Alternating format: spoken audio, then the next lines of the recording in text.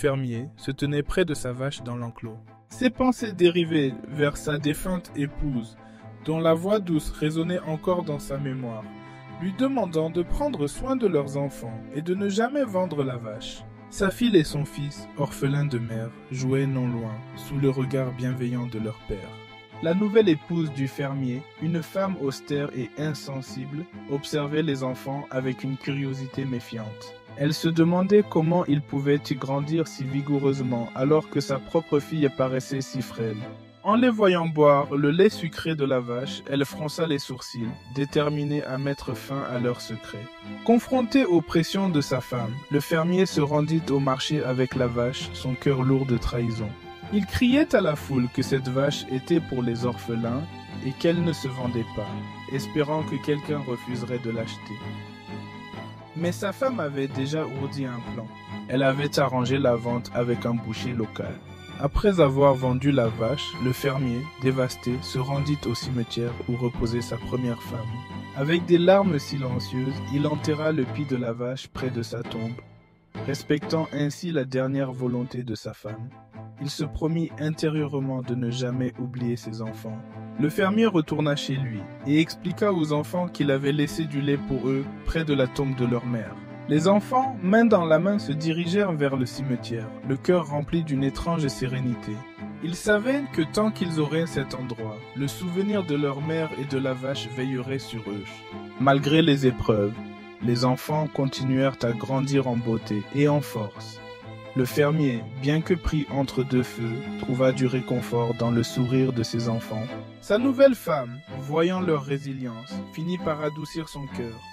Ainsi, sous les étoiles scintillantes, la famille se réunit, trouvant un semblant de paix et d'unité. Les enfants, affamés mais déterminés, se rendent à la tombe de leur mère. Ils s'agenouillent près de la pierre froide, leurs yeux reflétant la lueur de la lune. Une douce brise murmure à travers les arbres, tandis qu'ils se nourrissent d'une magie invisible qui les garde en bonne santé. Inquiète de ne pas comprendre comment ils restent si resplendissants, elle envoie sa propre fille pour les suivre en secret. La fille, hésitante mais curieuse, s'aventure à travers le cimetière, ses pas résonnant sur les feuilles sèches. Elle découvre les enfants près de la tombe, croyant qu'ils se nourrissent d'herbe.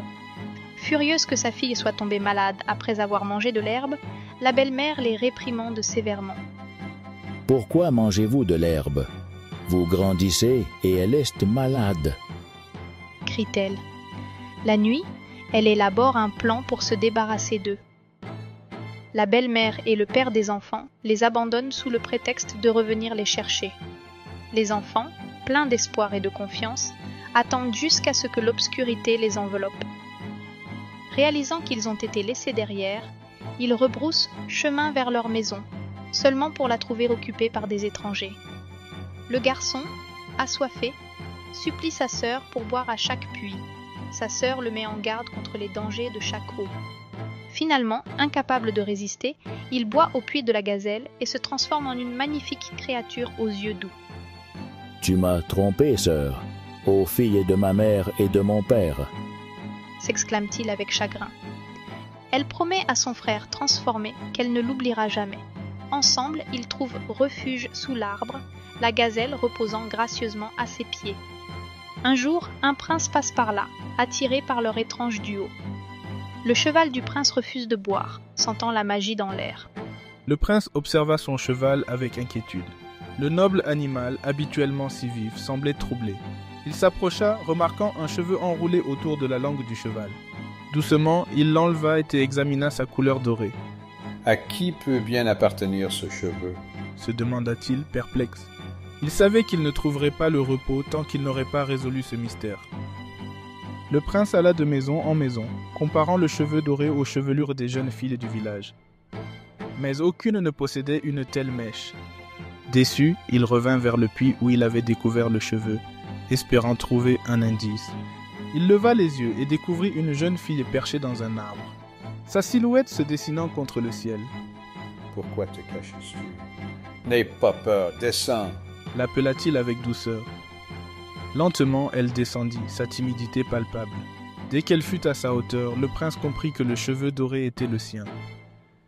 Le prince ne put résister à son charme et lui dit « Veux-tu m'épouser » Elle hésita un instant avant de répondre. « Oui, mais à une condition.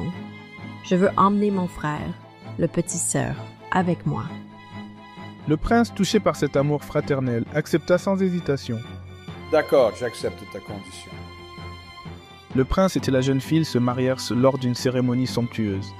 La vie au palais était un rêve devenu réalité pour elle, entourée de servantes dévouées et de la présence rassurante de son frère, le petit cerf. Un jour, apercevant un homme pauvre devant le palais, elle reconnut son père. Avec tendresse, elle prépara une galette et y cacha une pièce d'or. « Dites-lui d'attendre, je vais lui préparer du pain. » ordonna-t-elle à ses serviteurs. Elle envoya la galette à son père avec un message caché, assurant que l'amour familial perdure malgré les distances et les épreuves. Le père entra dans la maison, la galette sous le bras, et la posa délicatement sur la table en bois massif. La chaleur du foyer crépitait, remplissant la pièce d'une douce chaleur. Curieux de découvrir le contenu de la galette, il la coupa et fut surpris de voir une pièce d'or en tomber. Sa femme, assise près du foyer, s'exclama avec émerveillement « Cela ne peut être que ta fille, Lunja. » Le lendemain, sa femme lui conseilla « Prends notre fille et va chez Lunja. » Le père acquiesça, et ils se mirent en route, traversant les chemins poussiéreux jusqu'au palais où vivait Lunja. Les rayons du soleil perçaient à travers les branches, créant des motifs de lumière et d'ombre sur le sol. Lunja accueillit sa petite sœur avec une joie non dissimulée, et elles s'assirent près du puits pour discuter. Cependant, l'ombre de la jalousie obscurcissait le cœur de la jeune sœur, et dans un moment de faiblesse, elle poussa Lunja dans le puits, prenant sa place au palais. Le prince observa sa prétendue épouse avec perplexité. « Pourquoi ton visage est-il devenu sombre? Pourquoi as-tu perdu un œil ?» demanda-t-il. Elle répondit maladroitement. « C'est à cause de l'eau de ton pays. Je suis tombée malade. » Le faux visage de Lunja ordonna. « Tue le petit cerf. » Le prince, abasourdi, répondit. « Comment pourrais-je le tuer? Nous avions un accord. » Malgré son insistance, le prince hésita. Le petit cerf, conscient du danger, courut vers le puits et pleura.